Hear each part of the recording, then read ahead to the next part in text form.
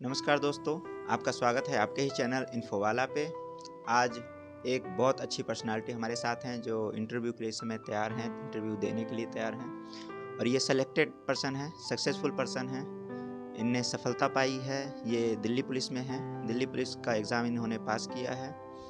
और इनके बारे में जानने से पहले मैं बता दूं, आज मैं यहाँ वजीराबाद में हूँ। वजीराबाद मुखर्जी नगर के सबसे पास का एरिया है, जो काफ़ी सस्ते बजट के रूम यहाँ मिल जाते हैं।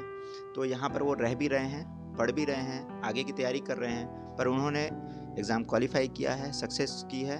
आइए बात करते हैं उनसे, नाम जानते हैं, क्या नाम है और कैसे उनने इस जर्नी को यहाँ तक लेकर के आए हैं। सबसे पहले आपका स्वागत है हमारे चैनल पे। का नाम क्या होगा? आप पहले अपना नाम बताइए। रविंदर सर। रविंदर जी, आप कहाँ के रहने वाले हैं? पानीपत हरियाणा। पानीपत। अच्छा, यहाँ से अभी किसी अच्छे खिलाड़ी का नाम आया है, कुछ बता सकते हैं? वो नीरज चोपड़ा है जो खंडरा गांव के हैं। ओलंपिक में उन्होंने गोल्ड मेडल भी जीता है। अच्छा, आप उनके बारे में इतना सब जानते हैं? आपके आसपास ही हैं? आसपास ही के ही है वो। अच्छा। हाँ, तो अपनी डिस्ट्रिक्ट का तो पता रखना ही पड़ता है। अच्छा, इसीलिए ठीक है। देख सकते हैं कि काफ़ी फेमस पर्सनालिटी इनके यहाँ से निकले हैं और ये भी सक्सेसफुल हैं। और अभी किस चीज़ की आप तैयारी कर रहे हैं? अभी फ़िलहाल तो मैं गवर्नमेंट जॉब पे हूँ, दिल्ली पुलिस में जॉब करता हूँ। अभी मैं आगे आईएएस की तैयारी कर रहा हूँ।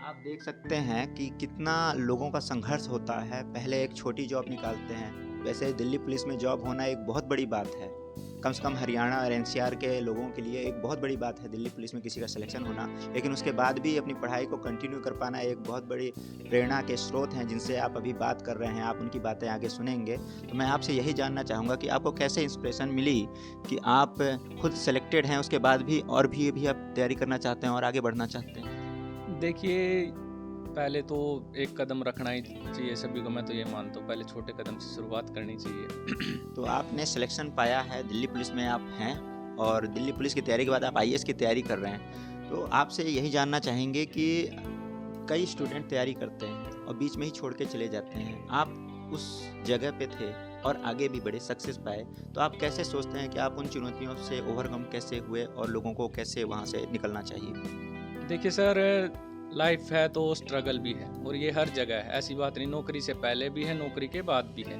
ये तो चलेगा। इसलिए स्ट्रगल को हमें परेशान नहीं होना चाहिए, इसको एंजॉय करना चाहिए।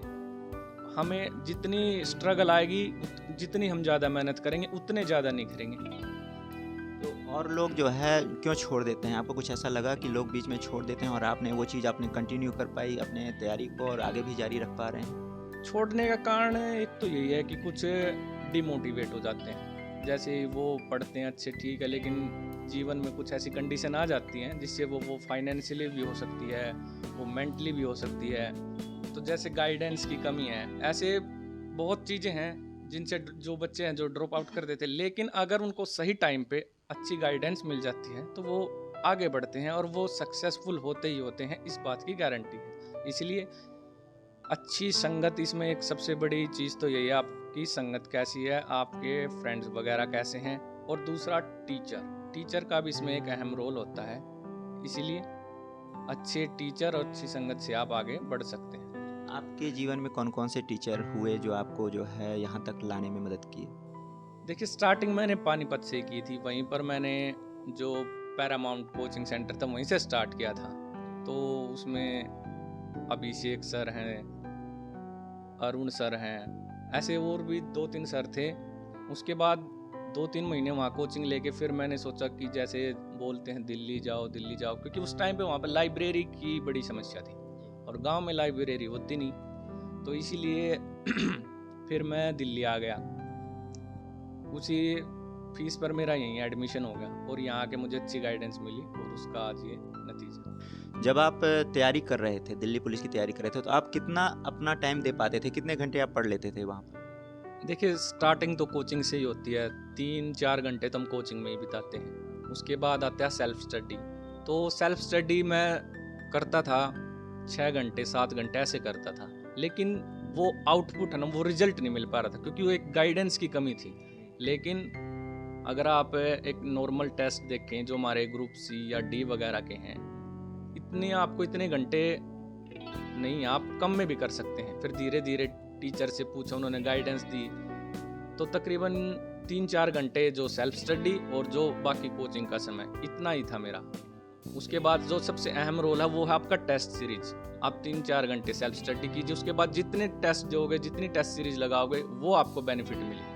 क्योंकि एक टेस्ट सीरीज में क्या होता है, उसमें मैथ भी, रीजनिंग भी, इंग्लिश भी, जीके भी, आप 1 घंटे में इतनी सारी चीज़ें कवर कर देते हैं। लेकिन अब अगर सेल्फ जैसे स्टडी करते हैं तो हम उसे एक पर्टिकुलर सब्जेक्ट लेके चलते हैं, इसलिए जितने ज़्यादा टेस्ट उतना ज़्यादा आपको बेनिफिट मिले। टेस्ट में होता है कि आप सारे चीज़ों को एक साथ कवर कर पाते हैं, एक साथ आप एग्ज़ाम एक तरीके से आप एग्ज़ाम दे रहे होते हैं उस समय, तो आपको उस चीज़ की प्रैक्टिस हो जाती है। हमको इतने कम समय में कैसे इतने सारे क्वेश्चंस को एक साथ जो है सॉल्व करना है, वो हम प्री प्रिपरेशन करते हैं। बिल्कुल, इसका तो फ़ायदा है। अब जैसे मैं हफ्ते में 6 दिन लगा लो, ये संडे को हमारा टेस्ट होता था, तो मैं सीधा संडे को जाता था, तो उतने मार्क्स नहीं आ पाते थे मेरे। लेकिन फिर मैंने पूछा अपने सीनियर से, उनसे भी पूछा, तो उन्होंने बताया कि डेली टेस्ट सीरीज की प्रैक्टिस करो, वो आपको काफ़ी फ़ायदा देगी। दिल्ली पुलिस में जॉब करना एक वाकई में एक बहुत बड़ा सुखद अनुभव होता है। उसके बाद भी आप और भी आगे तैयारी कर रहे हैं, इसका मतलब है कि आप वहाँ पर सेटिस्फाइड नहीं हैं, या आप कुछ ज़्यादा अचीवमेंट चाहते हैं। आप क्या सोचते हैं इस बारे में? देखिए, अचीवमेंट तो हर कोई चाहता है, वो अपना मैक्सिमम देना चाहता है। वो जब तक अपना मैक्सिमम नहीं देता, रुकना भी नहीं चाहिए। स्टूडेंट को तो रुकना ही नहीं चाहिए। पहले एक जॉब पकड़ो, फिर उसके बाद आगे तैयारी करो। जब तक उसका मैक्सिमम उसके मन से ये नहीं आ जाए कि बस, तब तक उसको कोशिश करनी ही चाहिए। तो जैसे हमने जॉब ली, ट्रेनिंग वगैरह की, उसके बाद फिर फील्ड में आए, तो हम वहाँ जाके हम सीनियर ऑफिसर से मिलते हैं। हम IPS को भी देखते हैं, IAS वगैरह हो गए। तो जब आप एक IPS के साथ जॉब करते हो तो आपको पता चलता है कि जैसे मेरी एज अभी 24 है, तो मैं देखता हूँ कि जो IPS आते हैं वो भी 24 के हैं, 25 के हैं, 26 के हैं। तो जब वो कर सकते हैं तो मैं क्यों नहीं कर सकता? वहीं से मुझे इंस्पिरेशन मिली और मैं अपना तैयारी में लग गया। इस तरीके से देख सकते हैं, आप भी प्रयास करिए, छोटी जॉब निकालिए, दिल्ली में आकर के तैयारी करिए, और इसी तरीके से बड़ी जॉब के लिए भी अप्लाई करते रहिए। और हो सकता है आप एक जॉब में सक्सेसफुल हों, 2 जॉब में हों, अल्टीमेटली आप सबसे बड़ी जॉब जो यहाँ पर देश की है, गवर्नमेंट जॉब IAS IPS की, वो भी आप यहाँ पर प्राप्त कर सकें। साथ ही साथ आपके साथ इस रूम में, इस फ्लैट में कितने लोग रह रहे हैं, मैं आपसे जानूंगा, फिर इन लोगों से जानूंगा जो आपके साथ रह रहे हैं कि उन्हें यहाँ पे कैसा लगा। यहाँ पर कितने लोग रह रहे हैं? अभी यहाँ पे 4 लोग रह रहे हैं। तो इन 4 लोगों के रहने से आपको तो कोई दिक्कत नहीं हो रही है, डिस्टर्बेंस तो नहीं हो रहा है?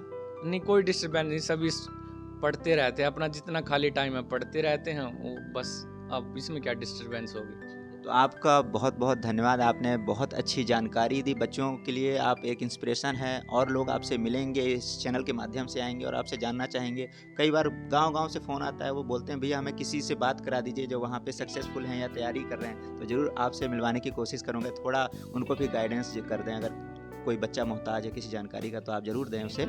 आपसे ज़रूर वो इंस्पिरेशन लेंगे और सीखेंगे कि आगे कैसे दिल्ली में आकर के लोग स्ट्रगल करते हैं, सक्सेसफुल होने के बाद भी और ज़्यादा सक्सेसफुल होने के लिए लगातार संघर्ष करते हैं। और आपका बहुत बहुत धन्यवाद। आप ऐसे ही पढ़ते रहिए, और आगे हमारी गुड विशेस हैं आपके लिए कि आप सक्सेस हों, आगे भी बढ़ें। आपका बहुत बहुत धन्यवाद। अब